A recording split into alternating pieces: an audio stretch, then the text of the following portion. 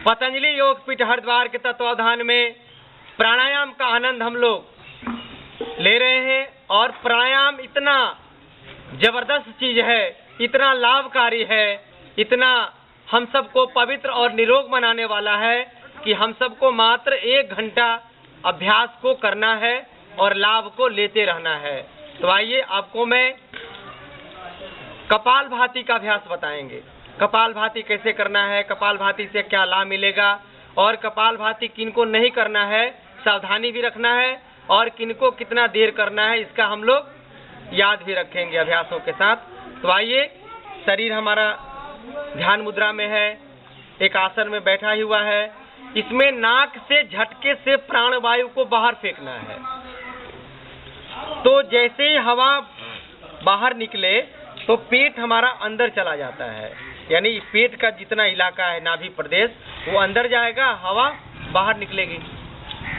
तो इसमें जैसे हम छींकते हैं नाक से,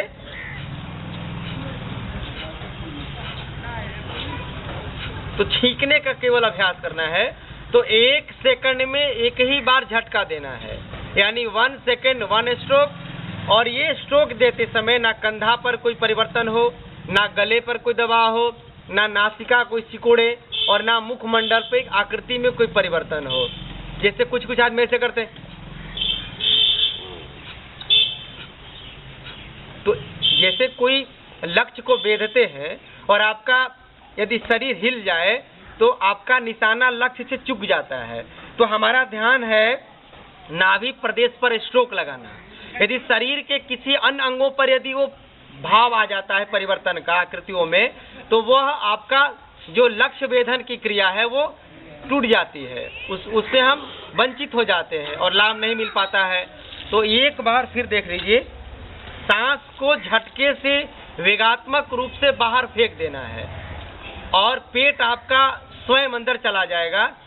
और सांस लेने पर ध्यान नहीं टिकाना है, आपको केवल सांसों को बाहर फेंकना है।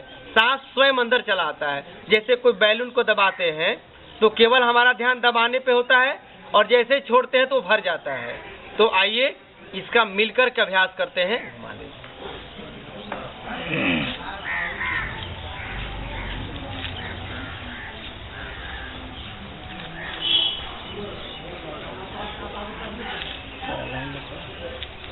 तो और पीछे हो जाइएगा बाबा।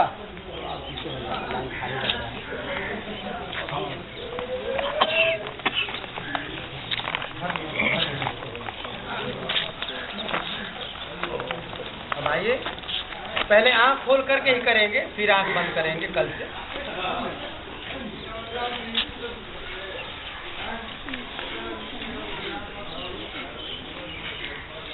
जोर जोर से छींकते रहिए, केवल लेना नहीं है, केवल फेंकिए।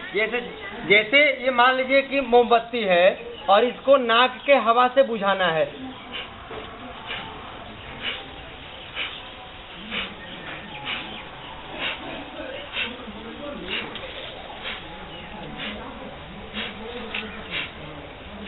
पूरा जोर लगा करके फेंकिए। अब सावधानी इसमें क्या बरतना है कि जिनको पेट का ऑपरेशन हुआ है उनको ये अभ्यास नहीं करना है। जो माताएं बहनें गर्भावस्था में हैं उनको ये अभ्यास नहीं करना है। जो माताएं बहनें मासिक धर्म के दौरान या पीरियड्स के दौरान उनको नहीं करना है। जिनको हार्ट का ऑपरेशन हुआ है उनको ये अभ्यास नहीं करना है।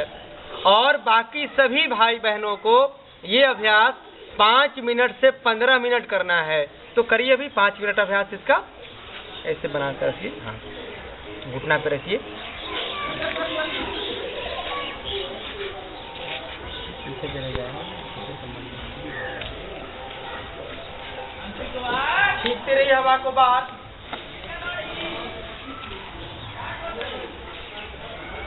अब आंख बंद कर लीजिए और इस अभ्यास को 5 मिनट लगातार अभ्यास।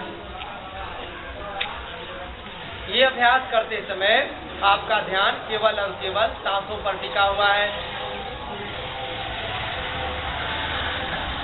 ये अभ्यास करते समय आप केवल ओम ओम का मानसिक जप करिए। जब सांसों को बाहर फेंकते हैं तो ओम ओम ओम बिना बोले हुए करते रहिए। यह एक प्राणायाम मंत्र होता है। ओम भुवः, ओम स्वः, ओम महा, ओम जना, ओम तपः, ओम सत्यम। या आप मन ही मन गायत्री मंत्रों का भी जप कर सकते हैं। ओम भूर्भुवः स्वः तत्सवितुर्वरेण्यं भर्गो देवस्य धीमहि धियो यो नः प्रचोदयात्। करते रहिए अभ्यास।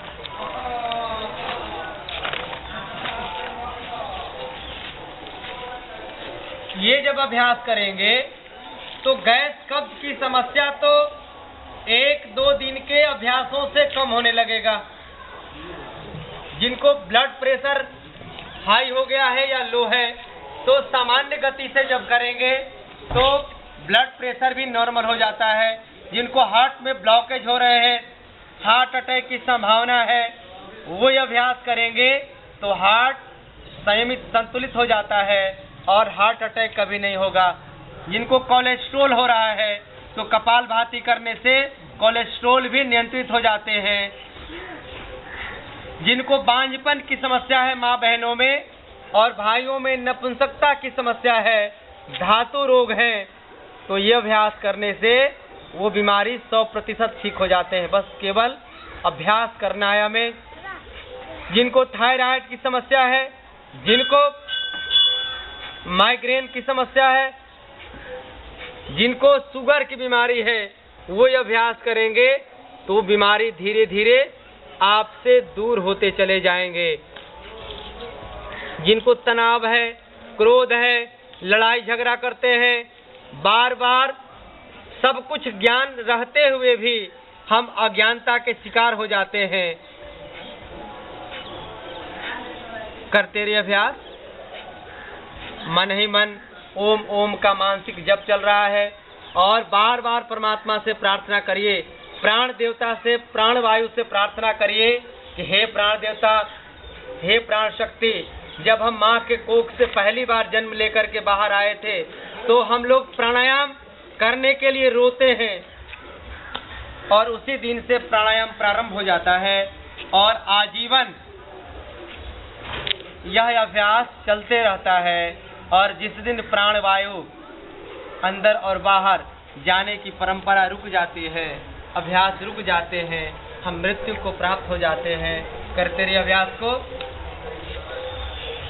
ये अभ्यास 5 मिनट से 15 मिनट तक करना है। यह अभ्यास करने से छोटी छोटी बीमारियां तो बोनस में ठीक हो जाते हैं।